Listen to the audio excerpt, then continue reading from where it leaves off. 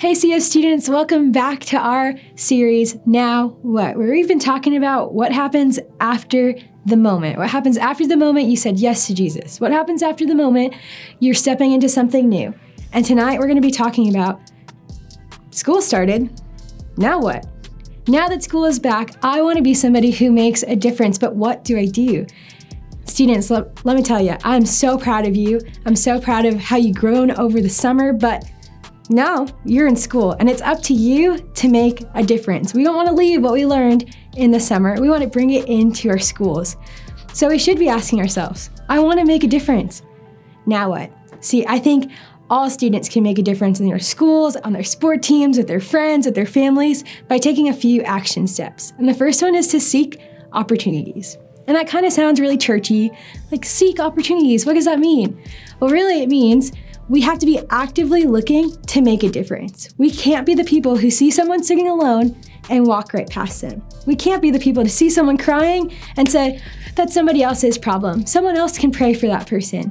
We need to be actively seeking opportunities to care for the people around us. There's actually a verse in Galatians 6:10 that says this.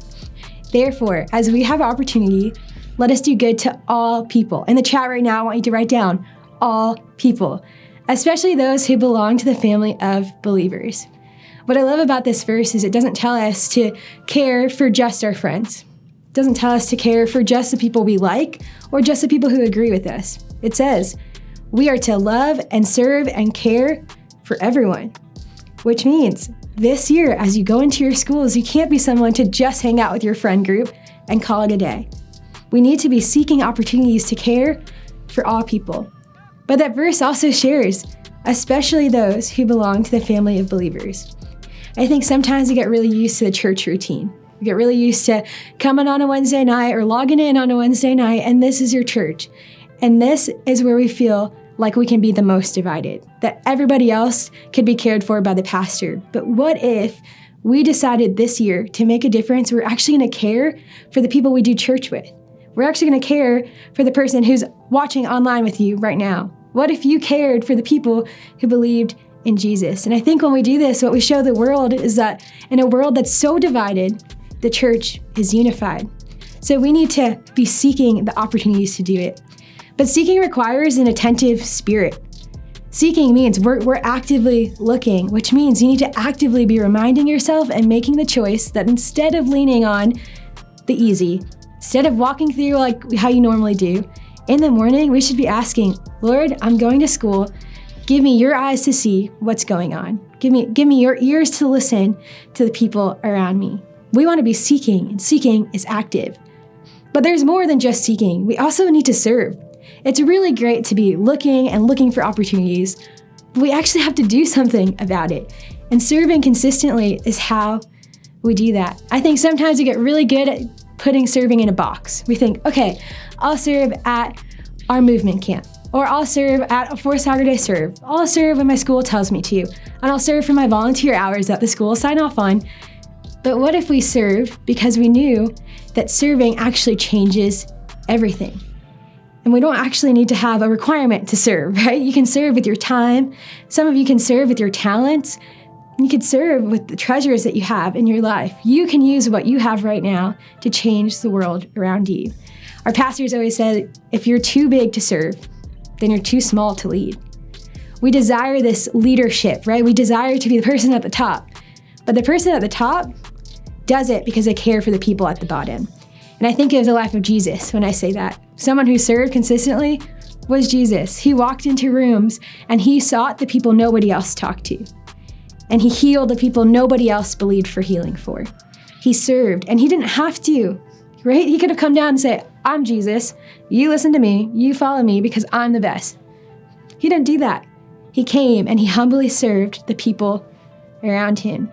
So what if this year we looked more like Jesus? What if this school year we said, I'm going to be someone not to ask other people to serve me and get what I want, but I'm going to be someone who serves the people around me. And I wonder how your schools can change if you are the person to serve the person nobody else talked to. Or you are the person to serve your teacher who's feeling really discouraged. Or you are the person to serve your family who's in a really rough spot. What if that was you? What if you actively, consistently served in your area. I wonder what would happen if we started to live a little bit more like Jesus. And the last thing we can do this school year to make a difference is we can learn how to share our story. So your story actually has the ability to radically change somebody's life. And I remember thinking, I don't know if I could share my story. It just hurts. It's too hard for me to share. It's too embarrassing. What if somebody hears it and they think different of me? And I spent so long scared of what my story meant. But I forgot that my story is actually a testimony to what God did in my life. It may have been hard and broken and not wrapped up in a bow, but God used that to radically change my life. And because of that, I get to share it with other people. There's actually a verse in Revelation that says this: they've conquered him by the blood of the Lamb and by the word of their testimony. And I know that sounds a little churchy, but here's what it means. Your testimony has the ability to break the chains of other people. This school year, if you want to be a difference, what if you're bold enough to share your testimony with someone, to share how God has moved in your life? And I wonder what would happen if you shared your story about overcoming anxiety and somebody else, chains of anxiety broke. What if your story actually saved somebody's life who was wrestling with suicidal thoughts? What if your story helped to break an addiction of another person? Your story can do that. Be confident about what God did in your life, and be confident that God can move in the life of the person you're talking to. See, God has positioned you to make a difference.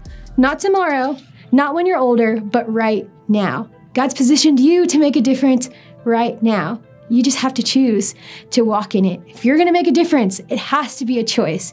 You need to choose to serve consistently and seek for opportunities. You need to choose to share your story. And when you do it, I believe you can make a difference.